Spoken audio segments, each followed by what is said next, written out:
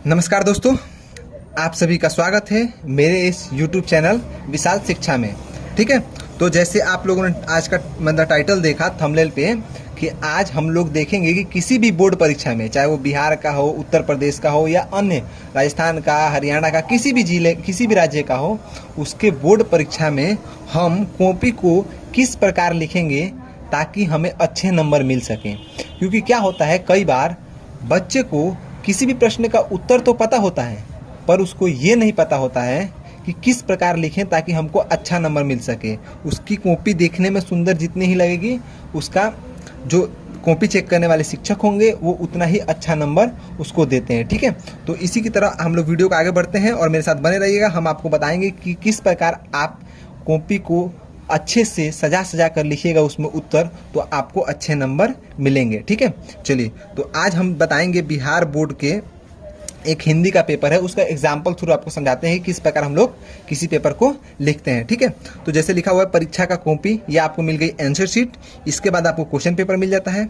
तब इसमें आपको क्या होता है कि यहाँ तक लिखा होता है, ये आपका अपना बायोडाटा भरना होता है, जैसे परीक्षार्थी का नाम, क्रमांक, रोल नंबर, रोल कोड, विषय कोड, हिंदी जो भी है वो आपको लिखना पड़ता है। ठीक है, उसके बाद दिनांक लिखना पड़ता है, अपना हस्ताक्षर करना पड़ता है, तो आप लोग भर लीजिएगा अपने अपने एडमिट कार्ड के अकॉर्डिंग। जैसे आपको जो भी एडमिट कार्ड मिलेगा उस पर ये सारी दिया ही रहता है कि ये सारी डिटेल्स दिए होंगी, परीक्षार्थी का नाम, क्रमांक, विषय का नाम, विषय कोड, ये सब कुछ दिया होता है। ठीक है, तो देखिए ये बिहार का है तो इसमें खासकर बिहार के बच्चे इस बात का जरूर ध्यान रखेंगे कि लिपि जो होती है, इसमें लिपि जब आप हिंदी का पेपर देने जाएं तो उसमें लिपि में आप क्या रखिएगा, देवनागरी, क्या रखिएगा, देवनागरी लिपि रखिएगा। ठीक है, चलिए अब देखते हैं जहाँ पे आपको कई बच्चे क्या करते हैं कि पेपर को शुरुआत से नहीं लिखकर पलट कर यहाँ से लिखना प्रारंभ करते हैं। ठीक है, तो आपको ये गलती नहीं करनी है, आपको पेपर लिखना वहीं से चालू कर देना है जहाँ पे लिखा होता है यहाँ से लिखना प्रारंभ करें। ठीक है, तो आपको देखिए जैसे आपको क्वेश्चन पेपर मिलेगा ऊपर लिखा होगा, अगर इंग्लिश का पेपर होगा तो सेक्शन ए, सेक्शन बी ऐसे लिखा होता है,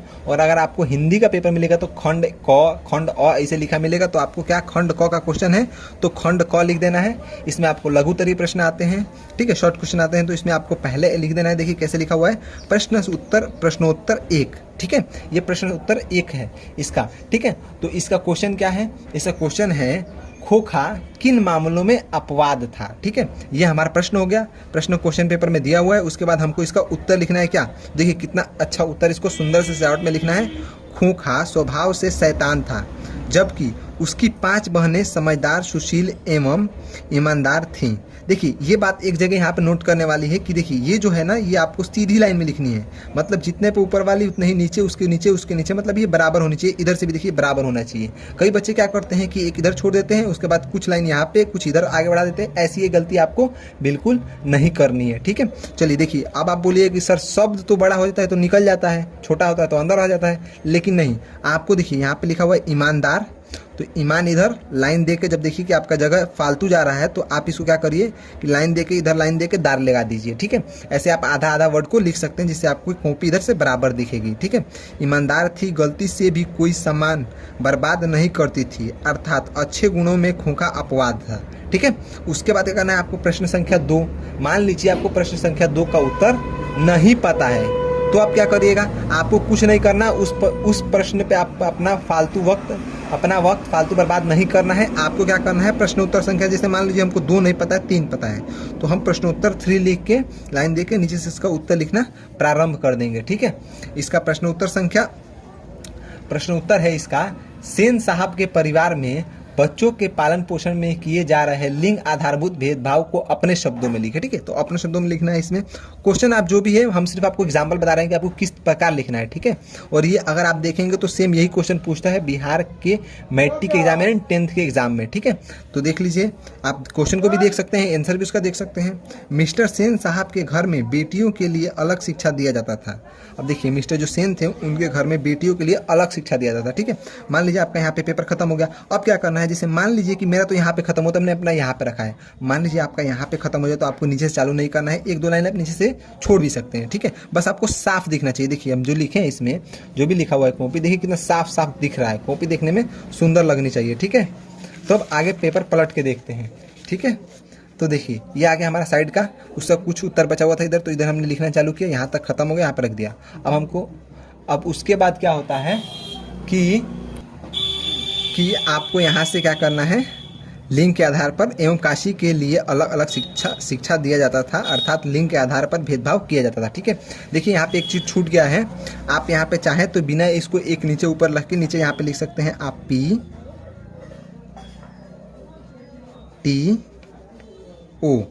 ठीक है, ये मेरा पेन नहीं चल रहा था तो आप यहाँ पे लिख सकते हैं P.T.O।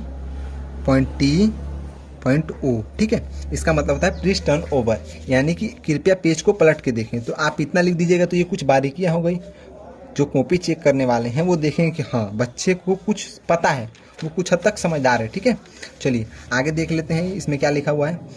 अगला प्रश्नोत्तर संख्या 5 लिखा हुआ है, क्योंकि 4 के आंसर हमको नहीं पता है। ठीक है, तो आप 5 के आंसर भी लिख सकते हैं। ठीक है, आप यहाँ से 5 का उत्तर लिखना चालू कर दिए, यहाँ पे समाप्त हो गया, क्योंकि सारे लघुतरी प्रश्न है, यानी कि शॉर्ट क्वेश्चन है, तो इसका आंसर कम में ही खत्म हो जाएगा। आप दीर्घोत्तरी भी ऐसे लिख सकते हैं। ठीक है, उसके बाद प्रश्नोत्तर 6 यानी 6, इस कहानी का यहाँ तक लिखा आपने। और देखिए एक और खास बात क्या होती है कि आप विराम चिन्ह को दीजिए। जैसे मान लीजिए आपका कहीं पे आप किसी का उत्तर लिख रहे हैं, वहाँ पे आपकी वाणी को विराम देना है, यानी कि वहाँ पे कुछ शब्द खत्म हो गया, आप कुछ नई बात को चालू करनी है तो आप विराम चिन्ह देकर नई बात को चालू कर सकते हैं। जैसे देखिए, यह पंक्तियों के 20 दांत पाठ से लिया गया है। ठीक है, यहाँ पे लिया गया ही तो खत्म हो गया। अब इसके बाद नई कहानी चालू हो रही है, यानी कि कवि के अनुसार खोखा को हंस शब्द से, यानी कि यहाँ से नया बात चलो तो हमने नया पैराग्राफ चालू कर दिया। ठीक है, सेम वैसे ही आपको इधर भी लिखना है, और ऐसे लिखा हुआ है प्रश्नोत्तर 8 और प्रश्नोत्तर 10।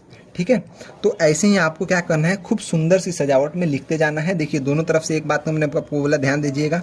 इधर देखिए लाइन बराबर है, इधर भी बराबर है, इधर भी बराबर है, इधर भी बराबर है, इधर और इधर। अब आप बोलिएगा, देखिए आप कॉपी लीजिएगा ना, कितने बोर्ड एग्जाम में क्या होता है, ये जो यहाँ पे लाइन दी होती है ना, ये नहीं दिया होता। तो आप क्या करेंगे, आप ऐसे पेज को लीजिएगा, ऐसे थोड़ा सा पकड़ के इसको फोल्ड करिएगा इसे। ठीक है, ऐसे मोड़ लीजिएगा। अगर आपके पास स्केल ना हो तो ऐसे आराम से मोड़िएगा। ठीक है, मोड़ के आप इसको सीधा कर दीजिए। अगर आप चाहें तो ऐसे साइड करके ऐसे लाइन भी खींच सकते हैं इसमें। ठीक है, सीधा लाइन खींच दीजिए तो लाइन भी हो जाएगा। हाँ, अगर आपको लाइन नहीं खींचना है तो आप ऐसे भी छोड़ सकते हैं। जैसे आपका लाइन हो गया तो आपको लाइन दिख रहा है ना सीधा, कि हाँ यहाँ से लाइन है, तो आप लाइन को इस हिसाब से लिख दीजिए। बाद में ऐसे पेज को सीधा करके आप कॉपी को जमा कर सकते हैं। ठीक है, और इधर लाइन से लिखिए।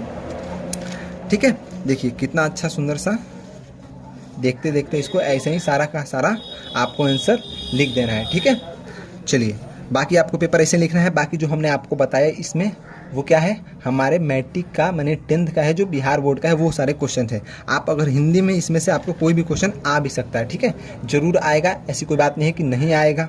ठीक है, अगर आपने ऐसे ही धीरे धीरे लिखा और आपने इतने सुंदर कॉपी को लिखा तो आपको अच्छे नंबर मिलेंगे, आपको 90+ भी नंबर मिल सकते हैं। ठीक है, चलिए आपको अगर ये अच्छा लगा हो वीडियो तो आप चैनल को सब्सक्राइब करिएगा, लाइक करिएगा। ठीक है, और शेयर भी करिएगा। थैंक यू सो मच, जय हिंद। मिलते हैं अगले वीडियो में।